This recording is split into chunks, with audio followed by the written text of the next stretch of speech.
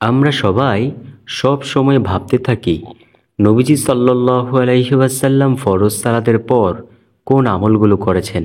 ইস, যদি জানতে পারতাম তাহলে তো সব সময় করতে পারতাম সে আমলগুলো। প্রিয় দর্শক, এমন ভাবনা যে ভেবে থাকেন তার জন্য আজকের সম্পূর্ণ ভিডিওটি তৈরি করা হয়েছে। কারণ আজকের ভিডিওতে আলোচনা করব রাসূল সাল্লাল্লাহু আলাইহি ওয়াসাল্লাম প্রত্যেক ফরজ সালাতের পর কোন আমলগুলো করতেন। ইনশাআল্লাহ প্রতিটি আমলকে বিস্তারিতভাবে আলোচনা করব ইনশাআল্লাহ। তো প্রিয় দর্শক, চলুন কোনো কথা বাড়াইব না, বেহুদা কোনো কথা বলবো না, সম্পূর্ণ মূল আলোচনায় প্রবেশ করা যাক। সাহাবায়ে কেরাম বলেন, নবীজি সাল্লাল্লাহু আলাইহি ওয়াসাল্লাম যখন ফরজ সালাতের সালাম ফেরাতেন তিনি একবার উচ্চস্বরে আল্লাহু আকবার বলতেন। অর্থাৎ প্রিয় দর্শক, নবীজি সাল্লাল্লাহু আলাইহি ওয়াসাল্লাম ফরজ সালাতের সালাম ফিরিয়ে অর্থাৎ ফজরের ফরজ, জোহরের ফরজ, আসরের ফরজ, মাগরিবের ফরজ ও এশারের ফরজ সালাতের সালাম ফিরিয়ে আল্লাহু আকবার বলতেন। আপনি এমনভাবে আবার আল্লাহু আকবার বললেন না যাতে করে সারা মসজিদ গরম হয়ে যায়। প্রিয় দর্শক, এমন একটা আওয়াজ দিয়ে বললেন যাতে করে স্পষ্ট সেই আল্লাহু আকবারটা বোঝা যায়। দ্বিতীয় নাম্বার হলো, আপনি যদি নবীজি সাল্লাল্লাহু আলাইহি ওয়াসাল্লামকে অনুকরণ করতে চান তাহলে নবীজির সাহাবীরা বলেন, নবীজি ফরজ সালাতের সালাম ফিরিয়ে তিনবার বলতেন আস্তাগফিরুল্লাহ, আস্তাগফিরুল্লাহ, আস্তাগফিরুল্লাহ। প্রিয় দর্শক, যদি আপনি নবীজি সাল্লাল্লাহু আলাইহি ওয়াসাল্লামকে অনুসরণ অথবা অনুকরণ করতে চান তাহলে প্রত্যেক ফরজ সালাতের সালাম ফিরিয়ে আস্তাগফিরুল্লাহ, আস্তাগফিরুল্লাহ, আস্তাগফিরুল্লাহ তিনবার বলবেন ইনশাআল্লাহ। নবীজি সাল্লাল্লাহু আলাইহি ওয়াসাল্লামের হাদিস মোতাবেক ইনশাআল্লাহ আপনাকে আল্লাহ রাব্বুল আলামিন উত্তম জাযা খায়ের কল্যাণ দান করবেন ইনশাআল্লাহ। তৃতীয় নম্বরে যে আমল করবেন সেটা হলো আল্লাহুম্মা আনতাস সালাম ওয়া মিনকাস সালাম তাবারাকতা রব্বানা ওয়া তাআলাইতা ইয়া জাল জালালি ওয়াল ইকরাম। এটা পাঠ করব ইনশাআল্লাহ। এছাড়াও যখন আপনি ফরজ সালাতের মুনাজাত ধরবেন তখন আপনি তো মুনাজাতের মধ্যে অনেক কিছুই বলবেন, তাই না? যা কিছু বলার বলবেন, তারপর সর্বশেষ তিনবার বলবেন ইয়া আরহামার রাহিমিন, ইয়া আরহামার রাহিমিন, ইয়া আরহামার রাহিমিন। শুধু ফরজ সালাতি নয়, যে কোনো মুনাজাতের মধ্যে দোয়ার শেষে ইয়া আরহামার রাহিমিন তিনবার বলবেন।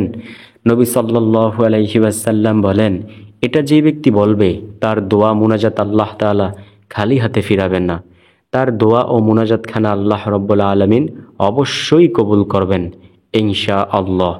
এছাড়াও আপনি 33 বার বলবেন সুবহানাল্লাহ। প্রিয় দর্শক, একবার সুবহানাল্লাহ বললে কি হয় জানেন?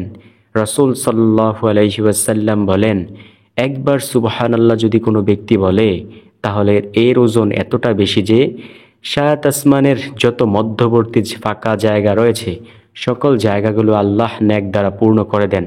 তাহলে বুঝে নিন কত দামি একটি আমল সুবহানাল্লাহ বলা। নবীজি সাল্লাল্লাহু আলাইহি ওয়াসাল্লাম আরও বলেন, কোনো ব্যক্তি যদি একবার সুবহানাল্লাহর আওয়াজ দিল আল্লাহ রাব্বুল আলামিন জান্নাতের মধ্যে একটি বৃক্ষ রোপণ করেন। ওই বৃক্ষ অথবা ওই গাছের ছায়া এত লম্বা হয় যে দ্রুতগামী ঘোড়া যদি 500 বছর পর্যন্ত দৌড়ায় তারপরেও সেই বৃক্ষের ছায়া অতিক্রম করতে পারবে না। সুবহানাল্লাহ, এতটাই দামি একটি আমল হলো সুবহানাল্লাহ বলা। সুবহানাল্লাহ শব্দের অর্থ কি জানেন? সুবহানাল্লাহ শব্দের অর্থ এই সাক্ষ্য দেওয়া যে আমার আল্লাহ পবিত্র। আল্লাহু আকবার। তারপর বলবেন 33 বার আলহামদুলিল্লাহ। একবার আলহামদুলিল্লাহ বললে কি হয় জানেন? আল্লাহ বলেন, যে ব্যক্তি আমার নিয়ামত ভক্ষণ করিয়া নিয়ামতের শুকরিয়া আদায় করলো তার নিয়ামত আমি বৃদ্ধি করে দেই, আর যে আমার নিয়ামত ভক্ষণ করিয়া নিয়ামতের শুকরিয়া আদায় না করলো তার থেকে আমি নিয়ামত ছিনিয়ে নিয়ে যাই। প্রিয় দর্শক, এই দুনিয়াতে বেঁচে আছি, যত কিছু আল্লাহ আমাদের জন্য সৃষ্টি করেছেন সকল কিছুই আমাদের জন্য নিয়ামত। আপনি বলবেন, বাঘ কি আমাদের জন্য নিয়ামত? হ্যাঁ, বাঘও আমাদের জন্য নিয়ামত।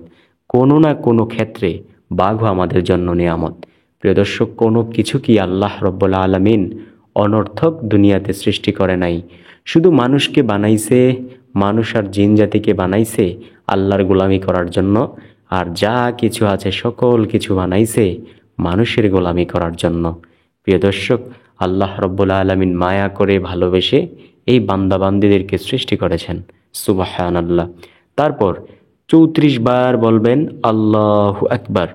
একবার আল্লাহু আকবারের আওয়াজ দিলে আল্লাহ রব্বুল আলামিন ফেরেশতাদেরকে বলতে থাকেন, ও ফেরেশতারা, তোমরা না বলেছিলে মানুষ বানানোর কোনো দরকার নাই? ফেরেশতারা, দেখো এই কারণেই আমি মানুষ বানিয়েছি। তোমরাই তো বলেছিলে আল্লাহ মানুষ বানানোর কি দরকার, আমরাই তো আপনার ইবাদতের জন্য যথেষ্ট। আল্লাহ তখন বলেছিলেন, ফেরেশতারা, আমি এমন একদল খলিফা প্রতিনিধি সৃষ্টি করতে চাই যারা গুনাহের কাজও করবে আবার আমার কাছে ক্ষমাও চাইবে। প্রিয় দর্শক, ওই সন্তানটা মা বাবার কাছে অনেক দামি, যেই সন্তানটা অন্যায় করে আবার বারবার গিয়ে ক্ষমা চায়। প্রিয় দর্শক, ওই সন্তানটা মা বাবার অনেক মায়া তার প্রতি। প্রিয় দর্শক, আমরা সব সময় আল্লাহু আকবার জিকির বেশি বেশি করার চেষ্টা করব ইনশাআল্লাহ। এছাড়াও আরেকটি আমল হলো প্রত্যেক ফরজ সালাতের শেষে আয়াতুল কুরসি পাঠ করতেন রাসূল সাল্লাল্লাহু আলাইহি ওয়াসাল্লাম। নবীজি সাল্লাল্লাহু আলাইহি ওয়াসাল্লামের হাদিস হলো, কোনো ব্যক্তি যদি প্রত্যেক ফরজ সালাত শেষে আয়াতুল কুরসি পাঠ করে সে অবশ্যই জান্নাতে যাবে। দুনিয়াতে তার একটি বাধা আছে জান্নাতে যাওয়ার, সেটা হলো মৃত্যু। সে মৃত্যুবরণ করে না, তাই সে জান্নাতে যেতে পারে না। যখন সে মৃত্যুবরণ করবে, সাথে সাথে রব্বুল আলামিন, দয়াময় মহান প্রভু, মহান মালিক, তাকে জান্নাত নামক সম্পদ দান করবেন ইনশাআল্লাহ।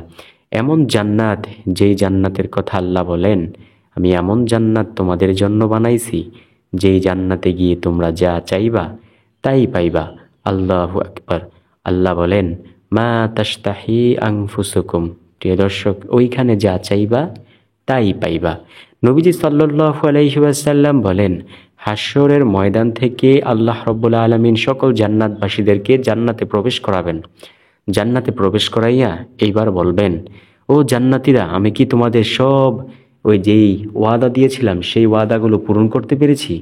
সমগ্র জান্নাতীরা বলবে, হ্যাঁ আল্লাহ, পূরণ করতে পেরেছেন, তবে একটি ওয়াদা আজও রয়ে গেছে। আপনি আমাদেরকে ওয়াদা দিয়েছিলেন যে আপনি জান্নাতে আপনার দিদার দেওয়াবেন, আপনাকে তো আজ পর্যন্ত আমরা দেখতে পাইলাম না। তখন আল্লাহ সুবহানাহু ওয়া তাআলা বলবেন, ও জান্নাতীরা শোনো, আমি তো কখনোই ওয়াদা খেলাফ করি না, তোমাদেরকে আমি আজকে দেখা দেব। নবীজি সাল্লাল্লাহু আলাইহি ওয়াসাল্লাম বলেন, 70,000 নূরের পর্দা আল্লাহ রব্বুল আলামিন উঠাইয়া সমগ্র জান্নাতবাসীদের সাথে দেখা দিবেন। এতে সব জান্নাতীরা বেহুশ অবস্থায় পড়ে যাবে।